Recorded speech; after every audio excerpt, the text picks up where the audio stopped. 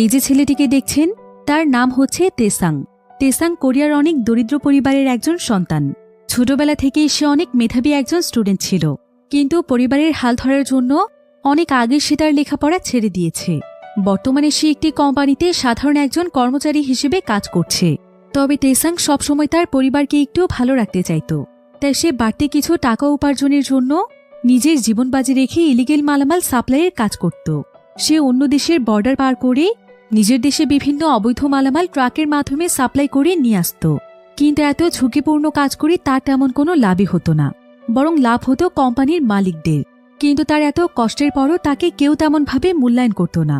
সবাই তাকে অনেক ছোট চোখে দেখত এবং সামান্য কিছু টাকা দিয়ে অনেক কঠিন কঠিন কাজ করিয়ে নিত। এভাবেই সকলের অবহেলার শিকার হতে হতে এক পর্যায়ে তেসাং তার জেদ, বুদ্ধি এবং সাহসিকতা দিয়ে এমন কিছু করে দেখায় যেটা কেউ কোনোদিন কল্পনাও করতে পারেনি। সাধারণ একজন সহজ সরল কর্মচারী থেকে সে হয়ে যায় তাদের দেশের সবচাইতে পাওয়ারফুল এবং ধনী ব্যক্তি। কিন্তু তার জীবনের চলার পথটা এতটা সহজ ছিল না। এর জন্য তাকে করতে হয়েছে অক্লান্ত পরিশ্রম এবং দুর্দান্ত এক মাস্টার প্ল্যান। আজকের এই গল্পটি সাধারণ কোনো গল্প নয়, বরং গল্পের প্রত্যেকটি জায়গাতে জায়গাতে এত বেশি টুইস্ট এবং থ্রিলিং রয়েছে যেটা আপনারা কল্পনাও করতে পারবেন না। তাহলে চলুন ঘুরে আসা যাক সাধারণ এক কর্মচারীর সবচাইতে ধনী মানুষ হয়ে ওঠার গল্প থেকে।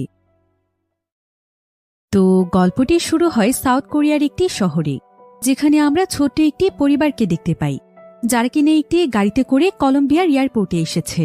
এই এয়ারপোর্টটির নাম হচ্ছে বোগোটা। আর এই পরিবারটিতে তেসাং নামক একটি ছেলে এবং তার মা বাবা ছিল।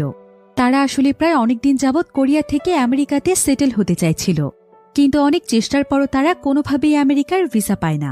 তাই বাধ্য হয়ে তারা এখন কোরিয়া থেকে কলম্বিয়াতে শিফট হচ্ছিল। তবে কলম্বিয়াতে তারা শুধুমাত্র কিছু সময়ের জন্য যাচ্ছে, কারণ সেখানে থেকেই তারা তাদের ভিসার প্রবলেমটিকে সলভ করবে। এরপর সেখান থেকেই ডিরেক্ট আমেরিকাতে চলে যাবে। তো কলম্বিয়ার বোগোটা এয়ারপোর্টে ল্যান্ড করার পর তারা যখন গাড়িতে চড়ে কোনো এক জায়গার উদ্দেশ্যে যাচ্ছিল, ঠিক তখনই সেখানে বাইকে করে কয়েকটি ছেলে চলে আসে। আর তারা তাদের গাড়ির গ্লাসটি ভেঙে ফেলে তেসাংয়ের বাবার কাছ থেকে তার ব্যাগটি ছিনিয়ে নিয়ে যায়। অর্থাৎ তারা ছিল এখানকার ছিনতাইকারী। তেসাং তখন দ্রুত গাড়ি থেকে নেমে সেই ছিনতাইকারীর পিছু করছিল, কিন্তু ততক্ষণে সেই ছিনতাইকারী তার বাইক নিয়ে অনেক দূরে চলে যায়। তাই তেসাং অনেক চেষ্টা করেও কোনোভাবেই তাদের ব্যাগটি ফিরিয়ে আনতে পারে না। তবে তেসাং এখানে কলম্বিয়া আসার প্রথম দিনেই বুঝতে পারে যে কলম্বিয়া আসলে তার মতো মানুষদের জন্য তেমন নিরাপদ জায়গা নয়। তাছাড়া এখন তাদের যে ব্যাগটি চুরি হয়ে গিয়েছে সেখানে তাদের অনেক টাকা পয়সা এবং প্রয়োজনীয় কিছু কাগজপত্র ছিল। আর সেই কাগজপত্রগুলো ছাড়া কলম্বিয়াতে থাকাটাও তাদের জন্য অনেক কঠিন হয়ে যাবে।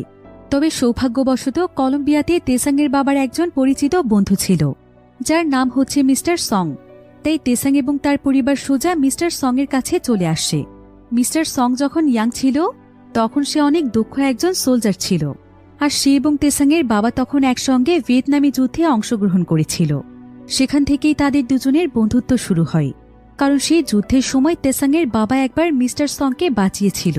আর তেসাংয়ের বাবা তার পরিবারকে নিয়ে তার কাছে এই কারণেই এসেছে কারণ সে খুব ভালোভাবেই জানে যে মিস্টার সংই তাদেরকে এমন পরিস্থিতিতে সাহায্য করতে পারবে। কারণ বর্তমানে মিস্টার সং ছিল কলম্বিয়ার অনেক নামিদামি একজন মানুষ। সে বহু বছর ধরে এখানে বিজনেস পরিচালনা করে বর্তমানে এখানকার অনেক বড় একজন বিজনেসম্যানে পরিণত হয়েছে। তাই এখানকার অনেক প্রভাবশালী মানুষদের সঙ্গেও তার পরিচয় ছিল।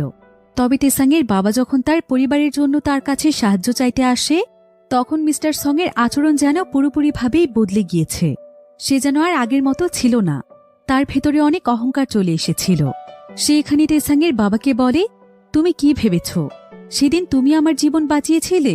এটা তোমার ভুল ধারণা। সেদিন আমি আমার ভাগ্যের জন্য বেঁচেছিলাম, তারপরও তুমি আজ সেটার বিনিময় চাইতে এসেছ। তবে আমি তোমাকে ফিরিয়ে দেব না। এইটুকু সাহায্য তো তোমাকে আমি করতেই পারি। কলম্বিয়াতে মিস্টার সং এর প্রধান কাজ হচ্ছে কোরিয়া থেকে বিভিন্ন ধরনের পোশাক কলম্বিয়াতে ইম্পোর্ট করে নিয়ে আসা। আর এই সমস্ত কাজগুলো টাইম টু টাইম প্রপারলি করার জন্য মিস্টার সং এখানকার একজন প্রভাবশালী ব্যক্তির মেয়েকে বিয়ে করে ফেলে। ফলে তার ব্যবসা এখানে আরো মজবুত হয়ে যায়। আর বর্তমানে কোরিয়া থেকে যারা এখানে বিজনেস করতে আসে তারাই মিস্টার সং এর সঙ্গে যোগাযোগ করে। তো এবার মিস্টার সং তার একজন পরিচিত মানুষের মাধ্যমে তেসাং এবং তার পরিবারের জন্য একটি রুম ভাড়া করে দেয়। আর সে তেসাংকে একটি কাজ দেওয়ার জন্য তাকে তার ওয়াইফের কাছে নিয়ে যায়, কারণ তার ওয়াইফ এবং তার শ্বশুরের অনেক বড় ইম্পোর্টের বিজনেস রয়েছে।